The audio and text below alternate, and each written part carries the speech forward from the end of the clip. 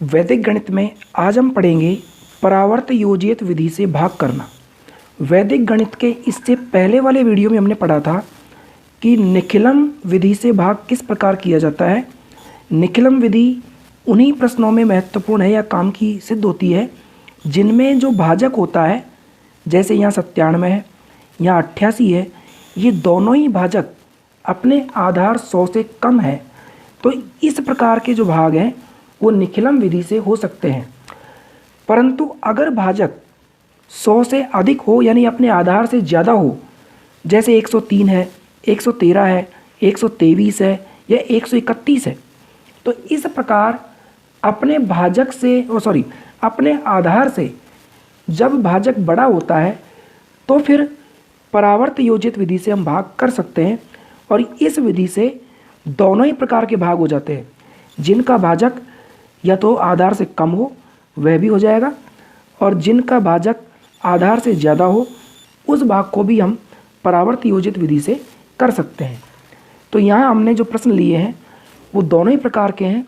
जिनमें भाजक अपने आधार 100 से अधिक है वो भी हैं, और जिनका भाजक आधार से कम है ऐसे भाग भी हमने इसमें लिए हैं।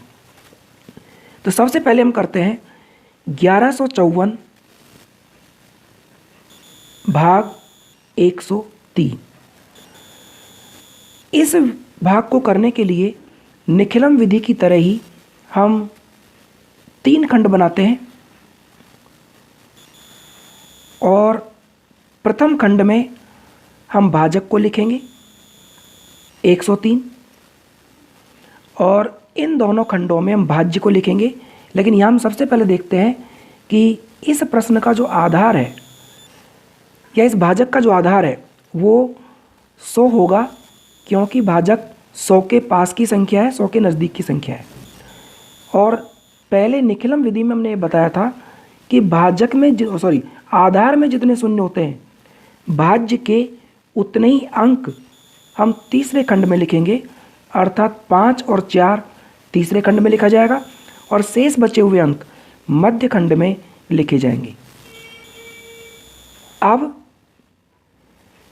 निखिलम विधि में चूँकि भाजक 100 से यानी आधार से छोटी संख्या होती है, इसलिए इसके नीचे हम पूरक संख्या लिखते थे, अर्थात जिसको जोड़ने से भाजक में जोड़ने से आधार प्राप्त हो जाए। जैसे कि ये आधार से 3 कम है तो यहाँ 0,3 लिखा जाएगा, और ये आधार से 12 कम है तो यहाँ 12 लिखा जाएगा। पूरक अंक में उतने ही अंक लिखे जाते हैं, पूरक संख्या में, जितने आधार में शून्य होते हैं। तो यहाँ जब 97 भाजक होगा या 88 भाजक होगा तो ये अपने आधार से 12 कम है, 12 में पहले से ही 2 अंक है तो हम 12 लिखेंगे। और यहाँ ये जो 97 भाजक है ये आधार से 3 कम है और 3 में 1 ही अंक होता है, इसलिए एक हम 0 लगाएंगे, तो यहाँ हम पूरक संख्या 0,3 लिखेंगे। ये निखिलम विधि की बात है। अब परावर्त योजित विधि में हम लिखते हैं विचलन। यहाँ भाजक जो है वो 103 है, तो विचलन जो होगा वो होगा 0,3, प्लस का 0,3 होगा। यानी भाजक आधार से अगर अधिक है तो विचलन धनात्मक होगा, भाजक अगर आधार से कम है तो विचलन ऋणात्मक होगा। तो हम यहाँ लिखेंगे सबसे पहले विचलन, और विचलन में लिखा जाएगा 0,3। अब लिखेंगे परावर्तित अंक या परिवर्तित अंक।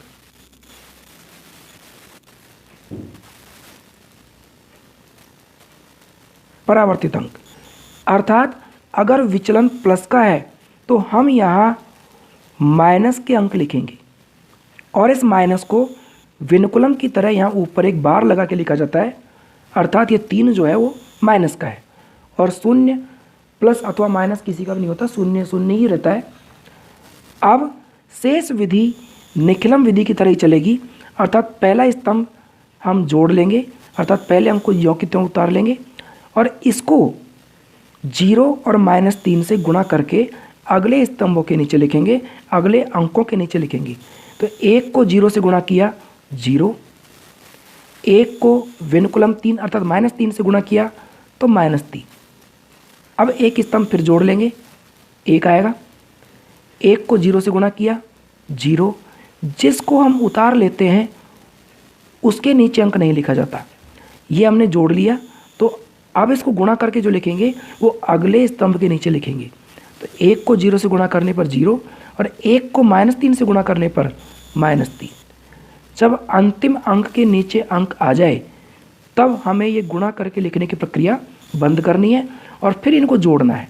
जोड़ने में हमें ये ध्यान रखना है कि 4 तो है प्लस का और 3 है माइनस का। जब +4 और -3 जुड़ेंगे तो +1 प्राप्त होगा, अर्थात 4 में से 3 कम हो जाएगा। यहाँ 5 प्लस का है और 3 माइनस का है, तो 5 में से 3 कम हो जाएगा और 2 प्राप्त होगा। अब ये है शेषफल। ये शेषफल भाजक से अधिक नहीं आना चाहिए। अगर अधिक आता है तो ये प्रक्रिया आगे भी चलती है, जिसे हम आगे के प्रश्नों में देखेंगे। तो अब यहाँ तो ये जो शेषफल आया है वो भाजक 103 से कम है, इसलिए ये तो हो जाएगा भागफल 11 और शेषफल हो जाएगा 21। अब हम देखते हैं दूसरा भाग, 1358 भाग 113। 1358 भाग 113। पहले की तरह 3 खंड। इसमें देखो भाजक है 113, तो आधार हो जाएगा 100 और विचलन हो जाएगा, चूँकि भाजक आधार से ज़्यादा है इसलिए विचलन प्लस का होगा और वो होगा 13। आधार से जितना ज़्यादा होता है उतना ही विचलन होता है। पहले खंड में भाजक लिखेंगे अर्थात 113। आधार में 2 शून्य है तो भाज्य के 2 अंक अर्थात 58 ये तीसरे खंड में लिखे जाएंगे और शेष बचे हुए अंक 13 जो है वो मध्य खंड में लिखे जाएंगे। अब लिखते हैं हम विचलन। विचलन हमारे पास है 13 प्लस का, और अब लिखेंगे परावर्तित अंक या परिवर्तित अंक। दोनों प्लस के हैं, ये 13 प्लस के हैं, तो हम लिखेंगे -1 और -3 विनकुलम का चिन्ह लगा करके। और अब शेष विधि निखिलम विधि की तरह है। पहला अंक हम उतार लेंगे, इसको इन दोनों से गुणा करके अगले स्तंभों के नीचे लिखेंगे। 1 को -1 से गुणा किया -1, 1 को -3 से गुणा किया -3। अगले स्तंभ को जोड़ा हमने तो 3 प्लस का है 1 माइनस का है, तो यहाँ आएगा 2, 3 में से 1 कम हो जाएगा। फिर इस 2 को दोनों से गुणा करके लिखेंगे 2 एकम 2 माइनस और 2 तिया 6 माइनस। अंतिम अंक के नीचे अंक आने पर हमें गुणा करके लिखने की प्रक्रिया बंद करनी है और इधर से हम जोड़ेंगे। तो जोड़ने पर 8 प्लस का 6 माइनस का, तो हमें प्राप्त होगा 2। यहाँ 5 तो है प्लस का और 5 ही माइनस के हो गए, तो 5 में से 5 कम हो गए 0। ये जो शेषफल प्राप्त हुआ ये शेषफल हमारे भाजक 113 से कम है, इसलिए भागफल होगा 12 और शेषफल होगा 2। अब हम देखते हैं तीसरा भाग, 1432 भाग 88। अभी तक जो हमने प्रश्न किए उनमें भाजक 100 से अधिक संख्या होती थी, अर्थात आधार से अधिक संख्या होती थी। अब इस प्रश्न को हम निखिलम विधि से भी कर सकते हैं, क्योंकि इसका जो भाजक है वो आधार से कम है, परंतु अभी हम इसको परावर्त योजित विधि से करेंगे। और इस विधि से जब हम करेंगे तो यहाँ देखो हमारा जो भाजक है वो 88 है। भाजक 88 100 के नज़दीक की संख्या है, इसलिए इसका आधार हो जाएगा 100 और विचलन होगा, चूँकि अब की बार जो भाजक है वो आधार से कम है इसलिए विचलन होगा माइनस का और वो होगा 12 -12। उसको विनकुलम का चिन्ह लगा के लिखा जाएगा। तो अब यहाँ पहले खंड में हम भाजक लिखेंगे 88, आधार में 2 शून्य है तो भाज्य के 2 अंक तीसरे खंड में लिखे जाएंगे और शेष बचे हुए अंक मध्य खंड में लिखे जाएंगे। यहाँ लिखेंगे हम विचलन। विचलन है हमारे पास -12 अर्थात विनुकुलम 1 विनुकुलम 2। और अब लिखेंगे परिवर्तित अंक या परावर्तित अंक। परिवर्तित अंक, चूंकि यहाँ विचलन माइनस का है तो अब की बार परिवर्तित अंक जो होंगे वो प्लस के होंगे, 1 और 2। और अब पहले की तरह पहला स्तंभ या पहले अंक को हम ऐसे कैसे उतार लेंगे, इसको इन दोनों से परिवर्तित अंकों से गुणा करके आगे लिखा जाएगा। 1 को 1 से गुणा किया 1, 1 को 2 से गुणा किया 2, फिर एक स्तंभ जोड़ लेंगे 4 और 1 5। अब की बार दोनों संख्या प्लस की है तो जुड़ करके 5 हो गया। 5 को 1 से गुणा किया 5 और 5 को 2 से गुणा किया 10। अब हम जोड़ेंगे तो 2 प्लस का है, 10 भी प्लस का है, 10 और 2 12, 12 का 2 हासिल 1 इसमें जुड़ेगी, 1 और 3 4 और 2 6 और 5 11। अब यहाँ पर जो शेषफल प्राप्त हुआ है वह शेषफल अपने भाजक से ज़्यादा है। भाजक से ज़्यादा होने के कारण हम क्या करेंगे, इस प्रक्रिया को थोड़ा और आगे बढ़ाएंगे। ये जो तीसरा अंक है इसको यहाँ से हटा करके और इधर जोड़ेंगे और फिर इस अंक को इन दोनों से गुणा करके आगे लिखेंगे। तो 1 को 1 से गुणा किया 1, 1 को 2 से गुणा किया 2, इधर भी ये जुड़ेगा इधर भी ये जुड़ेगा और फिर हमें प्राप्त होगा, इधर तो आएंगे 16 और इधर हो जाएगा 2 और 2 4, 1 और 1 2। अब की बार जो शेषफल प्राप्त हुआ है वह हमारे भाजक 88 से कम है, इसलिए भागफल होगा 16 और शेषफल होगा 24। इस प्रकार ये भाग हुआ और इसका आंसर आया भागफल 16 शेषफल 24। अब हम चौथा भाग देखते हैं।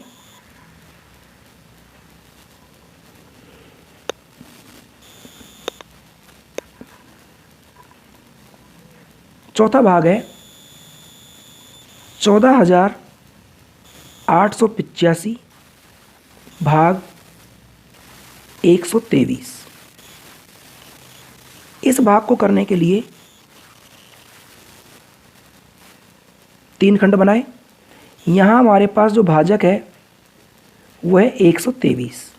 100 के पास की संख्या है इसलिए आधार होगा 100। और अब की बार जो विचलन होगा चूँकि हमारा भाजक आधार से अधिक है, विचलन प्लस का होगा और 23 ज़्यादा है तो विचलन हो जाएगा 23। यहाँ हम सबसे पहले भाजक लिखेंगे 123। हमारे आधार में 2 शून्य है तो भाज्य के 2 अंक 85 तीसरे खंड में लिखे जाएंगे और शेष बचे हुए 3 अंक 1 4 और 8 ये पहले खंड में लिखे जाएंगे। अब यहाँ विचलन लिखेंगे, विचलन प्लस का 23 है। परावर्तित अंक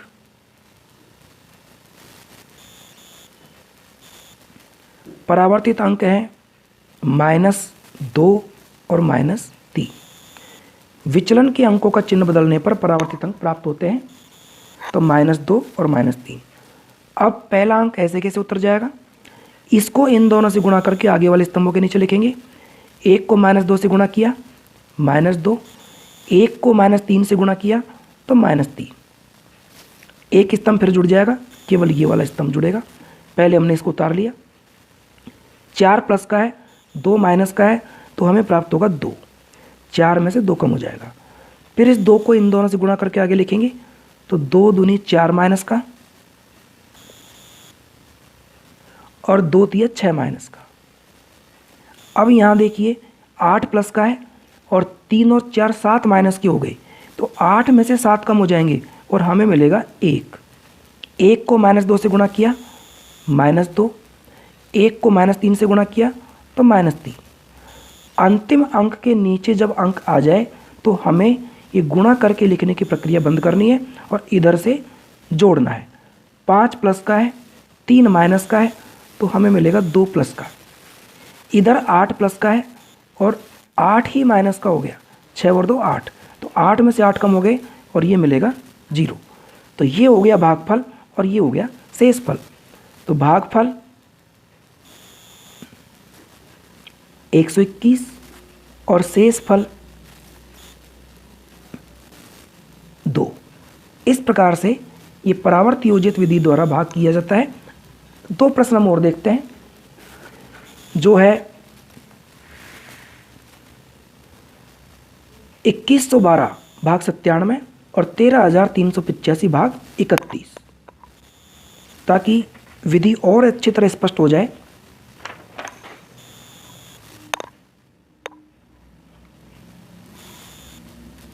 इक्कीस सौ बारह भाग 97, इसमें हम देखते हैं कि भाजक जो है वो 97 है, जो 100 के नज़दीक की संख्या है, इसलिए विचलन आधार हो जाएगा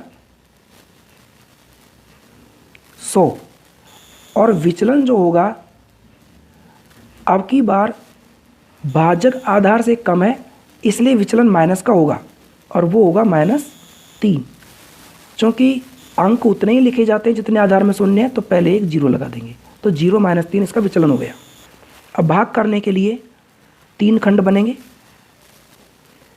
पहले खंड में भाजक 97, लास्ट वाले जो खंड है तीसरा खंड, इसमें भाज्य के उतने अंक लिखे जाएंगे जितने आधार में 0 है। आधार में 2 0, तो 2 अंक 1 और 2 ये तीसरे खंड में लिखेंगे और शेष बचे हुए अंक 2 और 1 मध्य खंड में। अब इसके नीचे लिखा जाएगा विचलन। तो विचलन हमारे पास 0 -3 और अब लिखेंगे परावर्तित अंक। परावर्तित अंक जो है प्लस का 0 3, यानी विचलन का चिन्ह बदलने पर परावर्तित अंक प्राप्त होता है। पहले अंक को हम जैसे कि तैसे उतार लेंगे। 2 को 0 से गुणा किया 0 और 2 को 3 से गुणा किया 6। 1 और 0 को जोड़ा तो 1 प्राप्त हुआ। 1 को 0 से गुणा किया 0 और 1 को 3 से गुणा किया 3। यहाँ इसके नीचे अंक आने पर प्रक्रिया बंद और अब इधर जोड़ेंगे तो 2 में से 2 और 3 दोनों ही प्लस के हैं, इनको जोड़ने पर आएगा 5। इधर 6 और 1 जोड़ने पर आएगा 7। ये हमारा शेषफल है 75, जो अपने भाजक से कम है, इसलिए ये तो भागफल हो गया और ये शेषफल। भागफल 21 और शेषफल 75। अब एक अंतिम भाग हम करते हैं, जो है 13385। 13385 भाग 131। इसमें जो भाजक है वो है 131, जो 100 के नज़दीक की संख्या है, इसलिए इसका जो आधार होगा वो होगा 100 और विचलन होगा 100 से अधिक है, इसलिए विचलन प्लस का होगा और 31 ज़्यादा है तो विचलन हो जाएगा +31। अब भाग करने के लिए 3 खंड बनाएंगे। सबसे पहले यहाँ लिखेंगे हम भाजक जो 131 है। चूँकि हमारा आधार 100 है जिसमें 2 शून्य है, तो भाज्य के 2 अंक 8 और 5 तीसरे खंड में लिखे जाएंगे और मध्य खंड में शेष बचे हुए 3 अंक 133 ये लिखे जाएंगे। इसके नीचे लिखेंगे विचलन।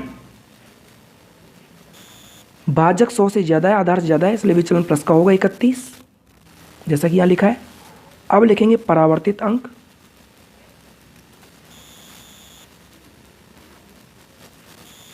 जो होगा -3 और -1। पहला अंक एज इट इज़ हम उतार लेंगे 1। 1 को -3 से गुणा किया -3, और 1 को -1 से गुणा किया तो -1। फिर अगले स्तंभ को हम जोड़ेंगे तो यहाँ देखिए 3 प्लस का है, नीचे 3 माइनस का है, तो जब +3 में -3 जोड़ेंगे तो ये आएगा 0, क्योंकि अलग अलग चिन्हों की संख्याएं घटानी पड़ती है, तो 3 में से 3 हम घटाएंगे तो 0 प्राप्त होगा। फिर 0 को इन दोनों से गुणा करके अगले स्तंभों के नीचे लिखेंगे। 0 को 3 से गुणा किया -3 से तो 0, 0 को 1 से गुणा किया तो ये भी 0। अगला स्तंभ जोड़ेंगे तो 3 प्लस का और 1 माइनस का है, तो ये आएगा 2। फिर इस 2 को दोनों से गुणा करके अगले स्तंभों के नीचे लिखेंगे। 2 को -3 से गुणा किया तो -6, और 2 को -1 से गुणा किया तो -2। अंतिम अंक के नीचे जब अंक आ जाए तो ये गुणा करके लिखने की प्रक्रिया बंद, और इधर से हम जोड़ेंगे।